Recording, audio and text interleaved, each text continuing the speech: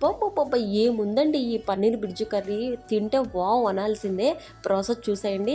పాన్‌లోకి కొంచెం ఆయిల్ వేసుకొని పోపులు, కట్ చేసుకున్న 2 ఆనియన్స్, కట్ చేసుకున్న 2 పచ్చిమిర్చి, అల్లం వెల్లుల్లి పేస్టు, కొంచెం పసుపు, కరివేపాకు, సన్నగా తరుగుకున్న 2 టొమాటోలు వేసుకొని 2 నిమిషాల పాటు బాగా మగ్గించుకోవాలి. ఆ తర్వాత 1 టేబుల్ స్పూన్ జీలకర్ర, అలాగే 2 టేబుల్ స్పూన్ల శనగపిండి, 1 టేబుల్ స్పూన్ కారం, 1 టేబుల్ స్పూన్ ధనియాల powder, 1 table spoon garam masala, 1 table spoon జీలకర్ర వేసి 2 నిమిషాల పాటు అలా కలిపి, అలాగే హాఫ్ కప్పు పెరుగు యాడ్ చేసి మరొక 2 నిమిషాల పాటు మూత పెట్టి మగ్గించుకోవాలి.